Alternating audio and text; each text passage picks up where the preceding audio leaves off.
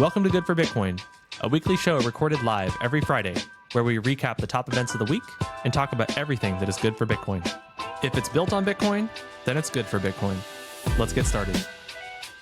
Content shared on this podcast is for informational and entertainment purposes only. It does not constitute financial, investment, or legal advice. The views and opinions expressed are those of the host and guests and do not reflect the official policy or position of any other agency, organization, or company. We encourage you to conduct your own research and consult with a qualified professional before making any financial decisions.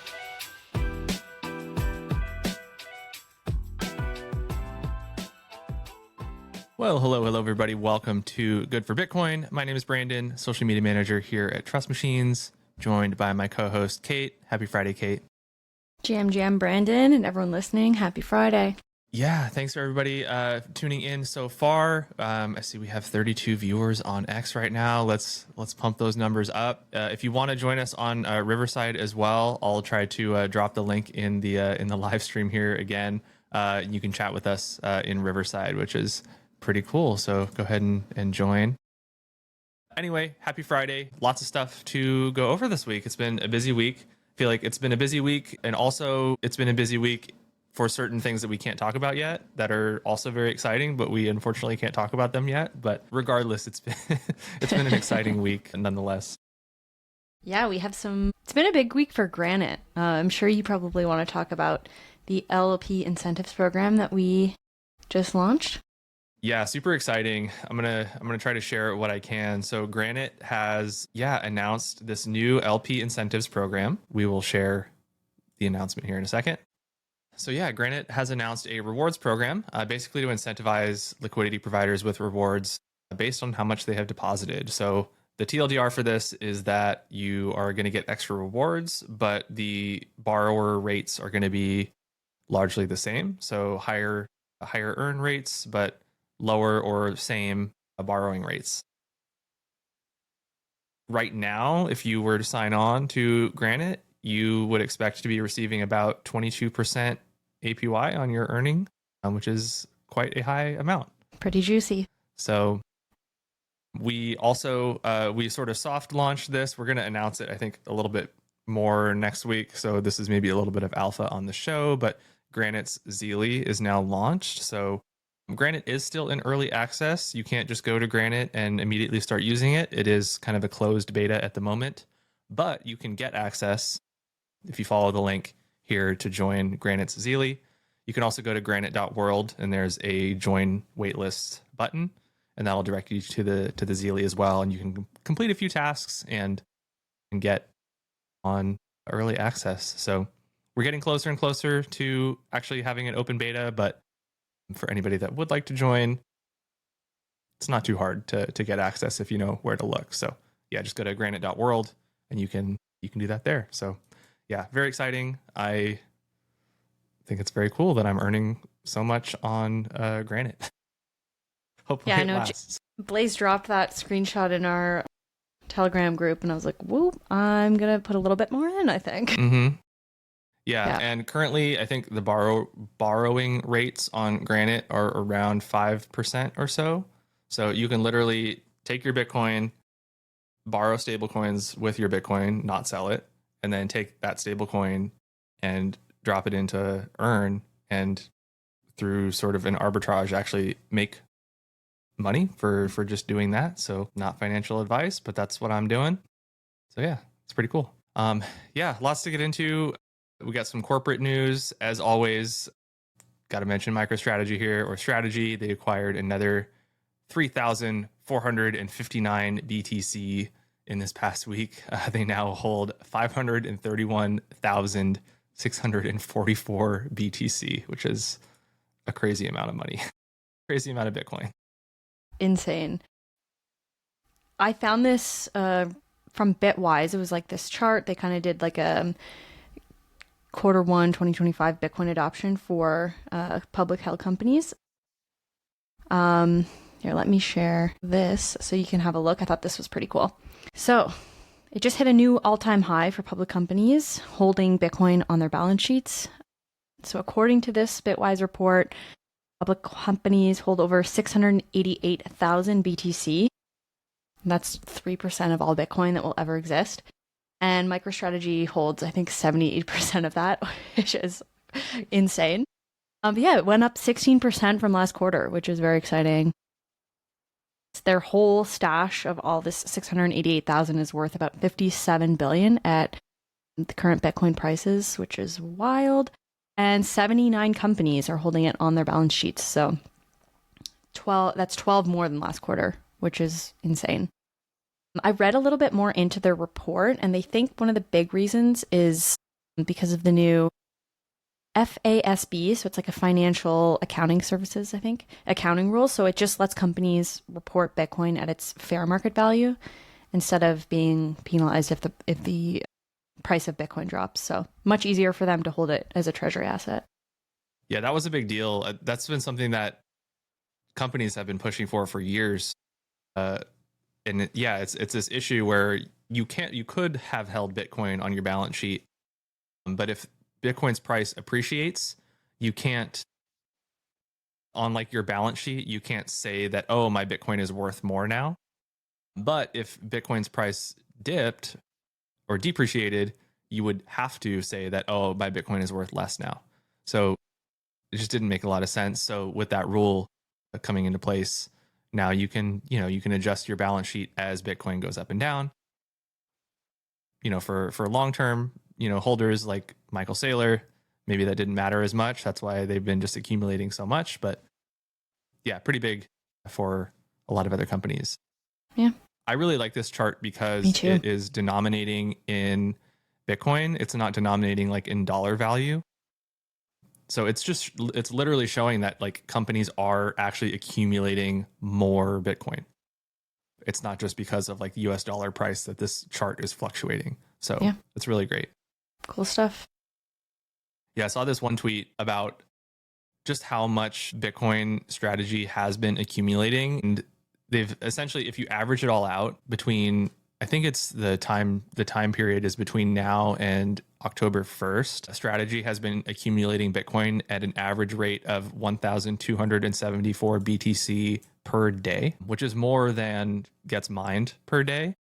So, Strategy is just completely eating the new supply of Bitcoin and then some, which is, partly why we've seen kind of price go up over the past, couple of quarters. It would make sense, right? Supply and demand. So Strategy is just eating it all up. They're the Pac-Man of Bitcoin. Exactly. A couple more things here. So the Panama City Council has voted to accept crypto as payment for their services. So Panama is getting into the mix among all these other government entities. So citizens will now be able to pay taxes, fees, tickets, and permits entirely in crypto, starting with BTC, also ETH, USDC, and USDT. So this move positions Panama City as the first government institution in Panama to formally integrate cryptocurrencies into its financial operations. Though public institutions may still legally receive funds in USD. And there's also a couple other things here. I think you put this in on this grocery. I've never heard of this company. Yeah, me because either. They're not based in the US, but people were calling it a grocery giant. Yeah, it's like a retail store, supermarket, but based in Switzerland, and they're rolling out Bitcoin-based payments through Lightning. I think they have like over 1,000 locations or something like this. But it's kind of just like a cool test to see if this is going to work. I think Switzerland has been pretty progressive with their Bitcoin adoption. I think it's actually, there might be like 1,000 stores across Switzerland that like accept Bitcoin. But this will be a pretty cool test to see if people actually are going to use it or not. But yeah. Interesting cool news, I thought. Yeah. Especially Lightning. Yeah. You don't see, when was the last like big Lightning adoption story that we heard? Like El Salvador? Yeah, I think so. It feels like Lightning is having a little bit of a comeback. We talked, I think it was last week, that Phoenix Wallet kind of resumed operations in the US after some regulatory changes. And it feels like we're having kind of this revitalization of Lightning, which is really cool. Lightning definitely has, some challenges we've talked about, with just setting up. If you're running your own node, for example, right, it can have some challenges. And if you're not running your own node, there can be some custodial kind of, centralization concerns potentially. But there's a lot of work being done on Lightning to make it easier and more decentralized and having to. It is decentralized, but for those that are using kind of custodial Lightning solutions, making them less custodial over time. So pretty cool stuff. Yeah, another big one. I feel like this week has been there's been a lot of like research reports coming out this week. You shared, the one from Bitwise. We didn't get to it on the show because I didn't have a chance to go through it. But there was a very, very comprehensive report that came out from Galaxy Digital on crypto lending, both on the CeFi and on the DeFi side. That was really, really interesting. I think it showed there's a couple really important things that were in there that it showed. I think the first one was that DeFi eclipsed CeFi in terms of lending. So now there's more lending happening on DeFi now than there is on CeFi, which is really cool. There was another one. I can't remember if it was in the Bitwise report or the Galaxy Digital report, but there was another one that showed stablecoin liquidity also surpassed Visa credit card payments, which is also amazing. So it's just really showing that there's like all this really great data coming out this week on just crypto and Bitcoin and everything just proliferating our lives more and more. When you're talking about Bitcoin market cap dominance, what exactly does that mean? Because it's not saying that like the market cap is at an all-time high. So what does the dominance part mean? Basically, yeah. So this was another story that came out, which is Bitcoin market dominance reached a 4-year high this week. Basically, it's just looking at the ratio of Bitcoin market cap to all other crypto market caps. Okay. So yeah, when you look at that, Bitcoin, I mean, we've seen, Ethereum, for example, has been going down quite a bit.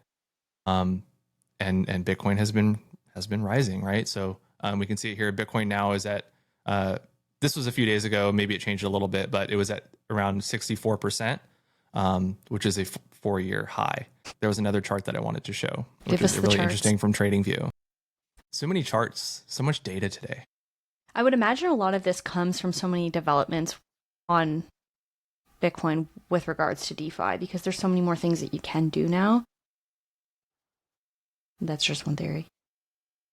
I was looking the other day and it was at like 71% or something like that. And it was really interesting because it was like at 71% the other day. And then the last time that it sort of peaked was at 71% also in December of 2020. And then it was like also at 71% in like 2019.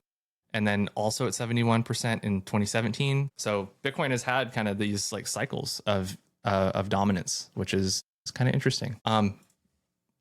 Another big news is kind of slightly in the TradFi area, Kraken expanding to US stocks and ETFs. So Kraken kind of taking like a Robinhood playbook, I guess, and now rolling out commission-free trading to over 11,000 listed stocks and ETFs through this newly formed Kraken Securities division that they have. It's initially limited to just a few states, including New Jersey, Wyoming, Connecticut, and Oklahoma. So if you're in those states, you can try it out, I guess. The rest of us will have to wait. But they also, I guess, Kraken is also sort of preparing to go public. So they're, on the flip side, there was some bad news with Kraken this week. They actually laid off 15% of their workforce, and they announced that recently, but I guess it happened in the fall. Yeah.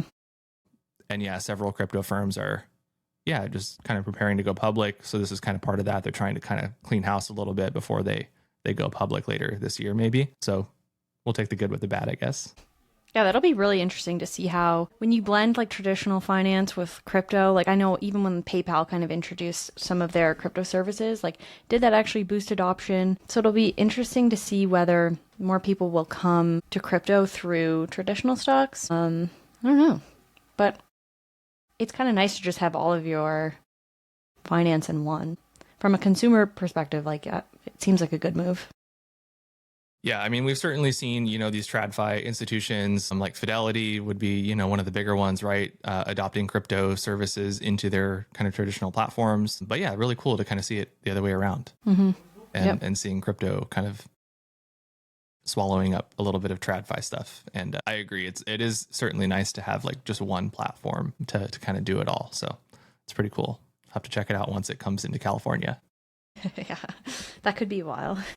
Yeah, we'll see. Yeah, big news for us personally is Zealy launching official Stacks support. So that was announced, and we're so excited to see that happening. We have been working a lot behind the scenes for a very long time on this support with Zealy. And I don't know, Kate, maybe you could tell us a little bit more about like what this actually means, what you can actually do with with Zealy now. Yeah, absolutely. So Zealy is like this community platform. Allows you to just really engage your users and have them complete quests and like earn rewards for doing the things that they were already doing. So for protocols like Granite, Leather, Stacking DAO, Zest, like their Bitflow, these are super, super useful. So we've been working with Zealy to try and get stacks integrated on their platform because they're just Ethereum and like other blockchains. So we got them to integrate stacks and they were super on board. So now when you participate in Zealy quests on Granite, for example, it's able to verify your actions on chain. So if you are putting a loan in Granite, if you're taking a loan on Granite, you can earn points and it will automatically verify because it's integrated with stacks and we can check that stuff now. So yeah, we're going to be doing a very large ecosystem-wide campaign around this involving a lot of the top players, just kind of bringing DeFi onto Zealy. So I think it's pretty cool. I think they have a ton of users that are well versed in Web3, and I think this is just a really great gateway into DeFi on Bitcoin now. And I think that we're going to be doing the largest campaign that has ever been done on Zealy, which is pretty exciting. Yeah, very exciting. I was on a space with Arthur the other day, who is kind of one of our main points of contact at Zealy that we've been working with. He shared that Zealy has like tens of thousands of active users. So the goal, right, is to bring all of those active users over to this Bitcoin Stacks ecosystem and have them check out all the really amazing apps and things to do. And that is currently a work in progress. So something that we've been working on for quite some time. We're getting very close to actually launching, but obviously we needed this integration to roll out first before we could do that. So yeah, very exciting first step, but a lot more to come here. There's a lot that's working behind the scenes to make this, like Kate said, it's going to be like one of the biggest campaigns that Zealy's ever seen, probably. Yeah. So it's going to be a big deal. That's one of the challenges in Web3 is like rewarding your community when everything is pretty much self-custodial because, you don't have direct access to the data and accounts and everything. And so this kind of allows you to do it in sort of an anonymous, decentralized way, I would dare say. And yeah, I feel like it's going to be a huge celebration of all of the cool dApps and things that you can do on Stacks. So yeah, this is going to be a good one. Yeah, being able to capture like wallet addresses and then reward those wallet addresses for doing certain actions on your app is just so powerful. It just really goes back to this decentralized nature of like owning your own identity. Yes. Right? Like we're not capturing usernames. You're logging in with your wallet address. Your wallet address is sort of your unique kind of identifier.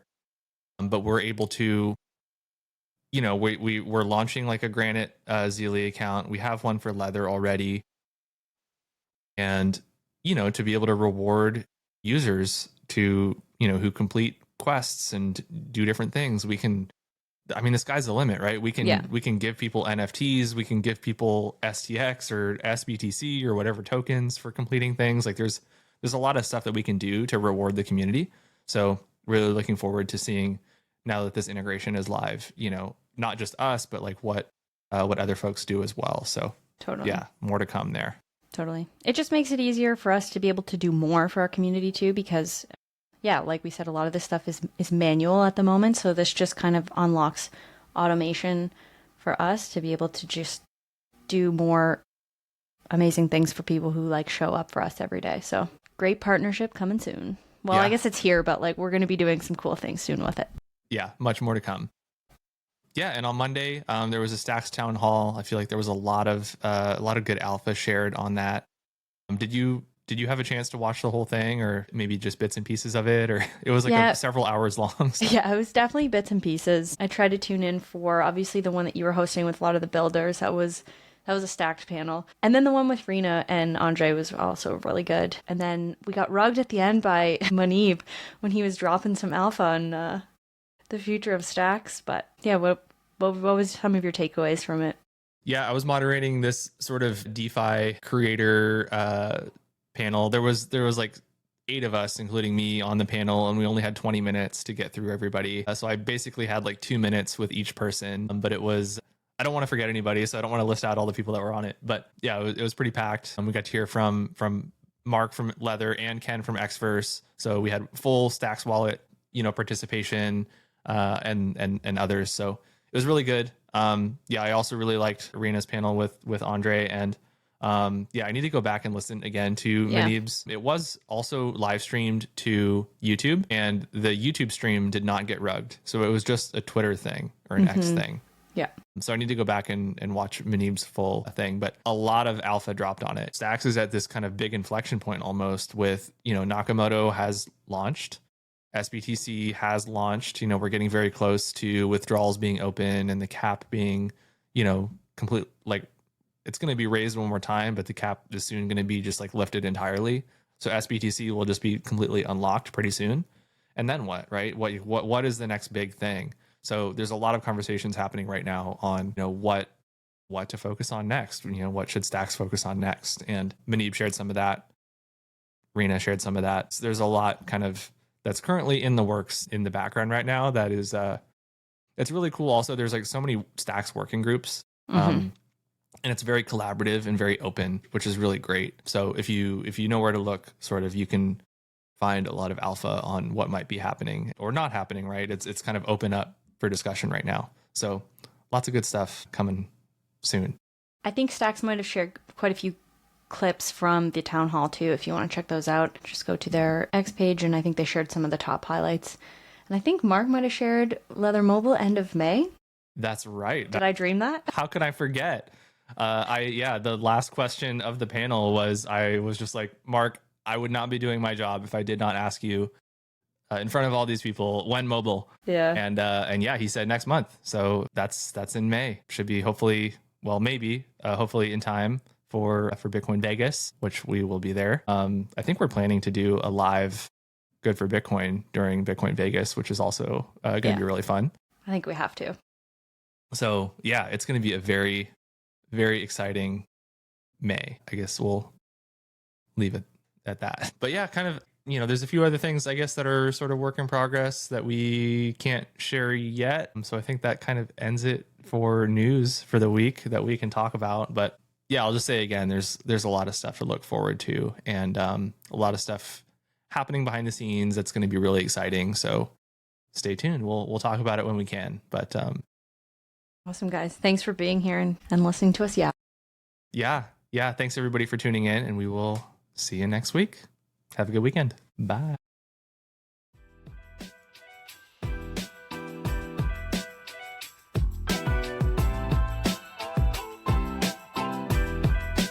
Thank you for listening. We record Good for Bitcoin live every Friday at 2 p.m. Eastern Time on X. Please follow us at Trust Machines Co. if you would like to listen and engage with us live. Visit us at trustmachines.co for all the latest Bitcoin news. We'll see you next week.